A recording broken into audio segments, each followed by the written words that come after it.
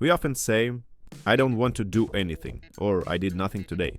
But let's be real for a second. Are you actually doing nothing in those moments? I mean, are you literally lying in bed staring at the ceiling just thinking about random stuff? My guess is no. What you call doing nothing is actually scrolling through your phone, watching series, or hanging out with friends. But when was the last time you literally did nothing? Chances are you don't even remember, and that's exactly the problem. In today's world, every minute of our time is filled with something. Endless social media feeds, shorts, news, memes. When we say we're doing nothing, it's usually a lie.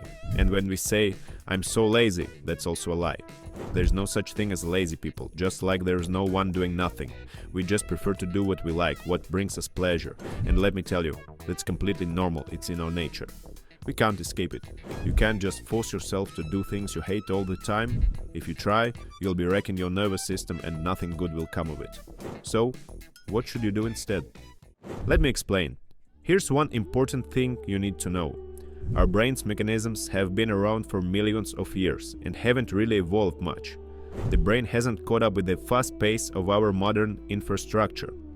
Do you know what pushed our ancestors toward great discoveries and progress? Hundreds of thousands of years ago, the average man, a hunter-gatherer, worked one day every 3 to 4 days. By work, I mean providing food, water, and basic needs for his tribe. And the rest of the time, he was just messing around. But messing around back then wasn't about scrolling through reels. The amount of entertainment was very limited. Today, you'd probably hate it. The only thing he could do was find something to keep himself busy, from cave paintings to upgrading his weapons. Do you think he did it because it was necessary? Hell no. He did it because he was bored. Boredom is what drives us to progress. And now, let's smoothly transition to the solution for this doing nothing problem. We just don't give ourselves the space to get bored anymore. We've gotten so used to running away from boredom into quick, useless distraction that we don't give ourselves the time to actually think. It's like constantly putting your fingers in your ears when a wise man is trying to tell you the truth of life. Here's a little test to see if you're stuck in this trap. If you're constantly overthinking before bed and it's stopping you from falling asleep, it means your brain or your subconscious is finding the only window in your schedule to talk to you. Apparently the rest of the time you're too busy scrolling through your feed. And you hate that, right? You don't like thinking those thoughts, so you shut your subconscious up by playing some random video to fall asleep to. Sound familiar? Well, congrats, you're in the trap. Here's the deal. When you give yourself time to be bored, you create space for real action. Our brain craves new stimuli and is constantly searching for them, especially when it's not distracted by surface-level stuff. A great example of this is Albert Einstein. Did you know he developed some of his groundbreaking ideas while working in a patent office? His job was boring, repetitive, and he didn't have access to high-end science labs, but it was in those boring conditions that he had the time to think. It was through this boredom that he laid the groundwork for one of the greatest scientific theories ever.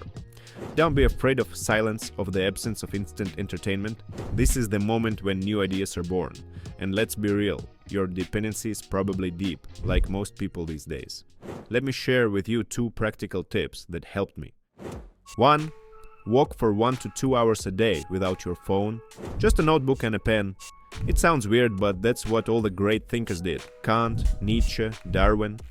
Great ideas often come while walking, but we're too busy listening to music in our headphones to catch them. Walk and write down whatever comes to mind. Observe what's happening around you. Listen to conversations, take in nature.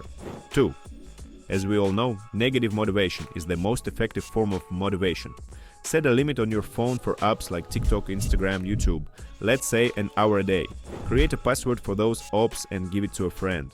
If you ask for the password, agree that you'll give them $50. I bet you'll only ask for it when you really need it.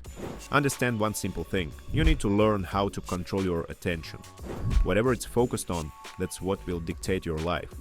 In April this year, I realized I was a hostage to doom scrolling and procrastination. So I did something pretty radical.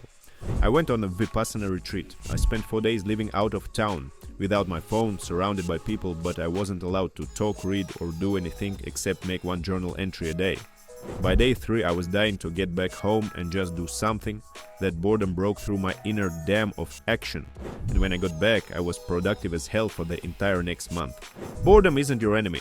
It's your secret weapon. It can become the driving force that pushes you towards action, new goals, and achievements. So next time you feel bored, don't rush to drown it out. That's the moment when your brain starts looking for something new, something real. Use it. Boredom is the start of change. Boredom is the reason you act. So act.